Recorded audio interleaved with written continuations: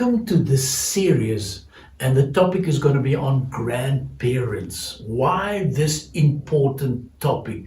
Because this is a topic that I'm saying is so vital in our community in the time that we're in today. So I want to talk about the role of elders. I want to talk about the different seasons, and then the powerful impact of character development and how do you share your wisdom. So if you think about the word grandparents, my question is, what words really, come to your mind? And what I'm saying is words like, are they impressive, imposing, magnificent, striking? Are they the forerunners, yes or no? And the reason why I'm saying this, that, your grandparents are a massive, important part in our society today. They are also responsible for what I call for its soul, because they've got lots of wisdom as well as experience. But what do I see? Because we're living in a society that if you reach the stage that people start saying, it's over. And I'm saying nothing is over. This is still the best part of your life. And what can you do to develop the younger generation? How can you do it? What role can you play? Because there's a younger generation who needs some guidance, who wants some wisdom, who needs, and asking yourself, but what about hope? And can you talk about it? And what have you learned in life? Because, we are sometimes struggling. Even young people are struggling. And they want to know more about your priorities, things that you've learned. Because you can send this young son or daughter to some of the best universities of the world. But it's not about only university, because it's not only about specifically knowledge, it's also about things like wisdom. So what are we saying? Because we're living in a world that people are uncertain, specifically worldviews. So is your role over as a grandparent at 55 or 65? And the answer is no, please. I want to explain that again. Your role is not over. And if you think about it, what can you do? You can play such a key role in terms of teaching. You can share with them how to be diligent.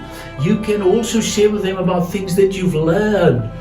There are so many examples, and I'm thinking about a specific example saying, fathers, do not provoke your children to anger, but bring them up in the discipline and the instructions of the Lord. There are so many different examples.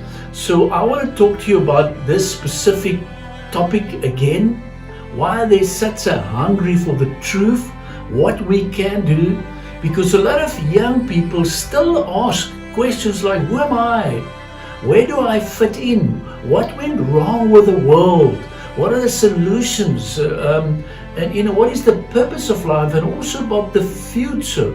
So what are we saying? Ask these questions, because we've got a generation who wants to have open and honest and face-to-face conversations. They want to have real answers. And this is where we can play such a key role. And that's why I want you to sit down with the children, sit down with your younger generation and ask them questions. Because there's a season for everything in life. And I want to repeat that there's a season for everything in life. A season, when we say a time to born and a time to die, a time to plant, a time to uproot, a time to tear down and a time to build, a time to weep, as well as a time to love, a time to embrace, a time to refrain, a time to search, a time to give up, a time to keep and a time to throw away, a time to tear and a time to mend, a time to be silent and a time to speak. So you can see we are going through different seasons. And what I've learned in life as a grandparent, as a grandfather, there's different seasons, and it's not, the seasons are the different length. There's a beginning and there's an ending. So what do we do during those seasons, and how can you help people? So what are we saying? And I want to ask you the question, where are you right now? What do you do with all your knowledge and wisdom and experience and things that you've learned in life? Because in the winter time, it's often lots of disappointments. There are negativity, there's frustration. Sometimes people are cold, but there's also a springtime. In the springtime, there's lots of excitement and optimism and communication, and it's a different season. But also there's another two seasons, like in the summertime, happiness and satisfaction and things like trust and commitment, and you are relaxed. But then there's also a season, it's like the fall season, where there's fear, there's sadness, there's failure. And it's all about storytelling, take and work through these seasons, and what can you offer? Because we've got wisdom. And I want to share with you something, a powerful quote, and listen to this one. Wisdom is either acquired through listening or through experience. I can't help you with experience, but I can help you sharing what I've learned. And that's so true, because we are surrounded by lots of negative stuff and bad news. But what are the things that you have learned, and what can you do with that? Even with things like disappointments, even with things like dealing with offenses. And that's why I'm always saying, examine your heart. Even check if there's things like unforgiveness. It's great to share these lessons and things that you've learned. But if you want to be a great grandparent, I'm saying is always keep in mind the power of the positive attitude. It doesn't matter if you're 65 or 75 or 85. Understand the power of attitude. Choose, very important, to take charge of your life. And then also identify attitudes that are holding you back. Reframe a bad attitude, and then always stick to your purpose and passion. Life is not over at 65 or 75. You are still on earth, and if you're still on earth, you've got a reason, you've got a purpose. So be proactive. Also discover things that's motivating yourself. And then always, build supportive relationships around you and look for opportunities.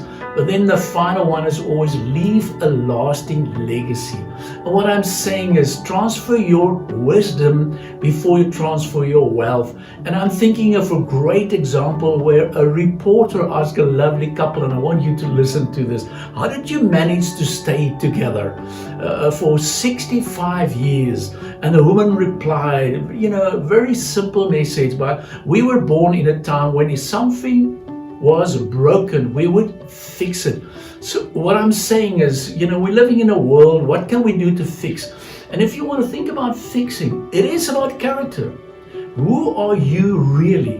What type of character do you demonstrate? And think about things like loyalty, think about obedience, think about creativity, think about compassion, think about cautiousness. Think about, it's all about character, your dependability, decisiveness, discernment, orderliness, and wisdom. So what I'm saying is, if you want to be a great grandparent, what do you do with all this wisdom? And what I'm asking you, please, and I want to close this first part of our discussion with a couple of positive thoughts. I think it's time for us that we must stand in the gap and help the younger generation to accept constructive criticism as well as correction. Even praying for them in terms of anger, that they must be able to quick to listen and slow to speak. Even, what do we do with all this disappointments in life? How can you be more kind and compassionate and even forgiving? Because I see there's so much hate and racism in the world today. What about forgiveness? What about the secret of contentment? What about righteousness? Key things that I think we play such a key role. What about generosity? What about how to be a good listener? What about being still humble? And how do you, the next thing is obedience. That is crucial. And how do you take responsibility? And what about your speech?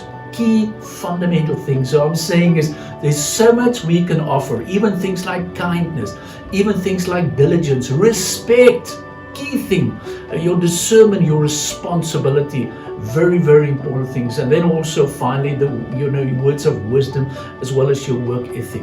I want to close this session by saying, and this is very important. Love your children unconditionally, but treat them uniquely. And be careful about favoritism, because favoritism can cause so much pain, and people are divided through favoritism.